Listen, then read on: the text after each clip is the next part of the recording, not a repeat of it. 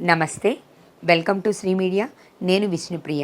September నెల రాశి ఫలితాలు ఎలా ఉన్నాయి, 12 రాశుల వాళ్ళకి సెప్టెంబర్ నెలలో ఎలా ఉందో ఇప్పుడు తెలుసుకునే ప్రయత్నం చేద్దాం.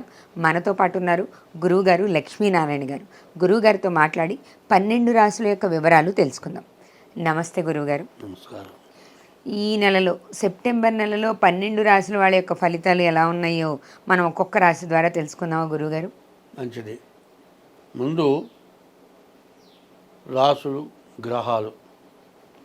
ఆ గ్రహాల వల్ల మనకు ఎటువంటి సమస్యలు వస్తున్నాయి, ఆ గ్రహాలు మనల్ని ఇబ్బంది పెట్టడానికి మనం చేసుకుంటున్నటువంటి దోషాలు ఏమిటి, అది ముందు తెలుసుకొని ఈ 12 రాసుల ఫలితాలు చెప్పుకుందాం. మన ప్రవర్తనే మనల్ని గ్రహాలు వేధిస్తున్నాయి అనేది ప్రతి వాళ్ళు ఏం చేస్తున్నారంటే, ఏ గ్రహం బాగాలేదు, ఏ దోషము, దానికి ఏం చేయాలి, గ్రహ దోషాలకే చేస్తున్నారు. కానీ ఈ గ్రహాలు పట్టడానికి తగినటువంటి మనం చేస్తున్నటువంటి దుష్కార్యాల గురించి ఎవరూ ఆలోచించటం లేదు. అవును, వచ్చిన వాటికి పరిహారాలు చూస్తారు, ఎందుకు వస్తున్నాయి అనేది తెలుసుకోవట్లేదు.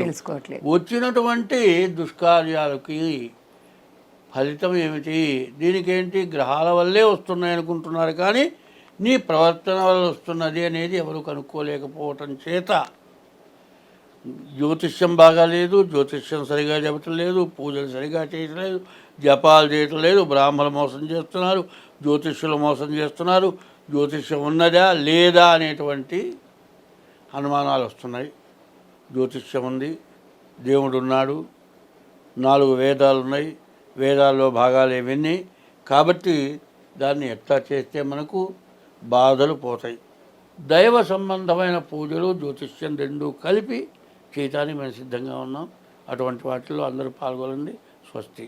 సెప్టెంబర్ నెలలో మీన రాశి వారి యొక్క రాశి ఫలితాలు ఏ విధంగా ఉన్నాయో ఇప్పుడు గురువుగారు తెలియజేస్తారు. 2024 సెప్టెంబర్ నెల 1వ తారీఖు దగ్గర నుంచి 30వ తారీఖు వరకు మీన రాశి ఫలితాలు. ఈ మీన రాశి ఎట్లా ఉందో చూద్దాం. ఈ మీన రాశికి బుధుడు ఒక్కడు తప్పితే ఏ గ్రహం బాగాలేదు. పైన మీనరాశి వారికి ఏలినాటి శని ప్రారంభమైంది. సంవత్సరంన్నర నుంచి మీ బాధలు అలవిగాని బాధలు ఉన్నాయి. కాబట్టి ఈ రాశి వాళ్ళు ముందు మీ జాతక రీత్యా తగిన శాంతి చేసుకోండి.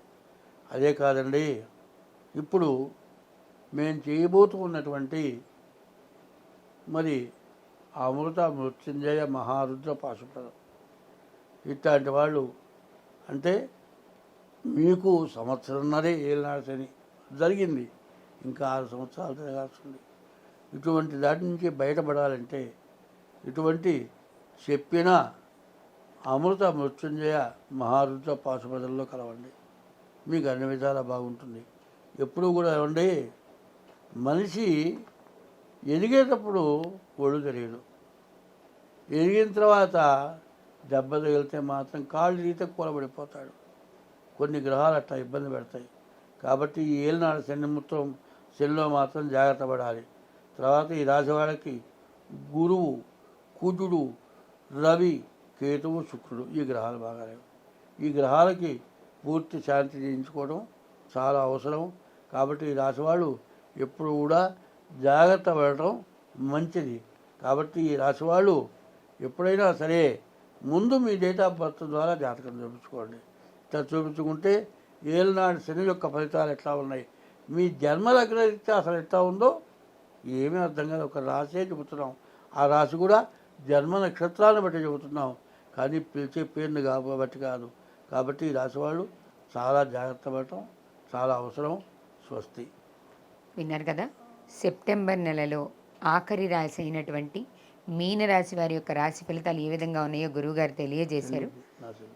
మీకు ఇంకా ఏమైనా సమస్యలు ఉంటే గురువుగారి నెంబర్ ఇచ్చాం, మీరు స్వయంగా గురువుగారిని సంప్రదించి మీకున్నటువంటి సమస్యల్ని తెలియజేస్తే వాటి పరిష్కారాలు చెప్తారు. అలానే మీ దగ్గర జన్మ నక్షత్రం తిథి లేకపోయినప్పుడు కేవలం మీ పేరు బలాల ద్వారా చెప్పే జాతకం సరైంది కాదు అని గురువుగారు పదే తెలియజేస్తున్నారు. ఒకవేళ నిజంగానే మీ జన్మ సమయము, జన్మ నక్షత్రము లేకపోతే మీ హస్త సాముద్రిక ద్వారా గురువుగారు మీ జాతకాన్ని పూర్తిగా వివరంగా తెలియజేస్తారు. ఎప్పుడూ చెప్తున్న మాటే, జాతకాలు గ్రహశాంతులు ఎంత ముఖ్యమో వాటితో పాటు దైవ బలం కూడా అంతే ముఖ్యం. దైవానుగ్రహం పొందడానికి ఏమేం చెయ్యాలో ఎవరి యొక్క స్థితులను బట్టి వారికి తెలియజేయడం జరుగుతుంది అని గురుగారు చెప్తున్నారు. మీకు ఎలాంటి సమస్యలున్నా గురుగారిని సంప్రదించండి. ఆ సమస్యలకి తగిన పరిష్కారాలు, ఉపశాంతులు, హోమాలు, పూజల ద్వారా తెలియజేస్తారు.